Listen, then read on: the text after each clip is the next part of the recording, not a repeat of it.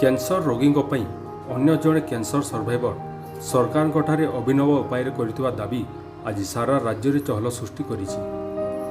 ବରଗଡ଼ର cancer survivor Shri Ashwini ଦର୍ଜୀ cancer ରୋଗୀଙ୍କ ପାଇଁ ସୋସିଆଲ ମିଡିଆରେ ଫଟୋ ଜରିଆରେ କରିଥିବା ଦାବି ଆଜି ଏକ ସମ୍ବେଦନଶୀଳ ଘଟଣା ହୋଇଯାଇଛି ପୁରା ରାଜ୍ୟରେ। ସୋସିଆଲ ମିଡିଆରେ ଶ୍ରୀ ଦର୍ଜୀ କରିଥିବା ଏହି ପୋଷ୍ଟ ରାଜ୍ୟ ତଥା ରାଜ୍ୟ ବାହାରେ ମଧ୍ୟ ଚର୍ଚ୍ଚାରେ ରହିଛି। ବରଗଡ଼ ଜିଲ୍ଲାରେ କ୍ୟାନ୍ସର ରୋଗୀଙ୍କ ସଂଖ୍ୟା ଦିନକୁ ଦିନ ବ୍ୟାପକ ମାତ୍ରାରେ ବୃଦ୍ଧି ପାଉଥିବା ବେଳେ ଏହି କ୍ୟାନ୍ସର ରୋଗର ଠିକ୍ ସମୟରେ ଚିହ୍ନଟ ନ ହେବା ଏବଂ ଚିକିତ୍ସା ଅଭାବ କାରଣରୁ ଅନେକ କ୍ୟାନ୍ସର ରୋଗୀଙ୍କ ମୃତ୍ୟୁ ହେବାରେ ଲାଗିଛି। ବରଗଡ଼ରେ କ୍ୟାନ୍ସର ହସ୍ପିଟାଲ ନିହାତି ଜରୁରୀ ହୋଇପଡ଼ିଥିବା ବେଳେ କିନ୍ତୁ ରାଜ୍ୟ ସରକାର କେବଳ ମିଥ୍ୟା ପ୍ରତିଶ୍ରୁତି ଦେଇ ଲୋକଙ୍କଠାରୁ ଭୋଟ ହାତାଇ ବର୍ଷ ବର୍ଷ ଗଡ଼ାଇ ଚାଲିଛନ୍ତି।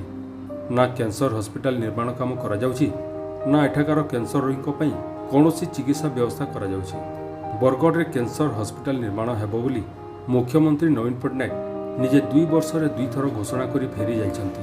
ହେଲେ ଆଜି ପର୍ଯ୍ୟନ୍ତ ତାଙ୍କର ମିଥ୍ୟା ପ୍ରତିଶ୍ରୁତିକୁ ବରଗଡ଼ବାସୀ ବିଶ୍ୱାସ କରି ଚାତକ ପକ୍ଷୀ ପରି ଅନାଇ ବସିଛନ୍ତି। ବରଗଡ଼ର କ୍ୟାନ୍ସର ରୋଗୀଙ୍କ ଭାବାବେଗକୁ ନା ମୁଖ୍ୟମନ୍ତ୍ରୀ ଗୁରୁତ୍ୱ ଦେଇଛନ୍ତି, ନା ତାଙ୍କର ଦୁଃଖକୁ ବୁଝିପାରିଛନ୍ତି। ଏପରି ପରିସ୍ଥିତିରେ ବରଗଡ଼ର ଜଣେ କ୍ୟାନ୍ସର ସର୍ଭାଇଭର ଅଶ୍ୱିନୀ ଦର୍ଜୀ ଖୁବ୍ ସମ୍ବେଦନଶୀଳ ପ୍ରତିକ୍ରିୟା ଦେଖାଇଛନ୍ତି। ହୋଲି ଦିନରେ ନିଜ ଦେହରେ I want cancer hospital at Bargarh ଲେଖି ସରକାରଙ୍କଠାରେ ଦୃଷ୍ଟି ଆକର୍ଷଣ କରାଇଛନ୍ତି। ବରଗଡ଼ରେ କ୍ୟାନ୍ସର ହସ୍ପିଟାଲ ପାଇଁ ଲୋକେ କେତେ ଆତୁର ଅଛନ୍ତି, ଜଣେ କ୍ୟାନ୍ସର ରୋଗୀଙ୍କ ଏପରି ସମ୍ବେଦନଶୀଳ ଏବଂ ହୃଦୟସ୍ପର୍ଶୀ କାରନାମା ବୟାନ କରିଦେଉଛି। ବରଗଡ଼ରେ କ୍ୟାନ୍ସର ହସ୍ପିଟାଲ ନିର୍ମାଣ ପାଇଁ ମୁଖ୍ୟମନ୍ତ୍ରୀଙ୍କ 2 ଥର ଘୋଷଣାକୁ ସେ ନିଜେ ମନେ କରନ୍ତୁ ବା ନ କରନ୍ତୁ, ଅଶ୍ୱିନୀ ଦର୍ଜୀଙ୍କର ଏପରି ଏକ ନିଆରା ପଦକ୍ଷେପ ନିଶ୍ଚୟ ମୁଖ୍ୟମନ୍ତ୍ରୀଙ୍କ ହୃଦୟକୁ ସ୍ପର୍ଶ କରିବ ଏବଂ ସେ ବରଗଡ଼ବାସୀଙ୍କୁ ଦେଇଥିବା ଆଶା ଓ ଭରସାକୁ ନିଶ୍ଚୟ ମନେ ପକାଇବେ।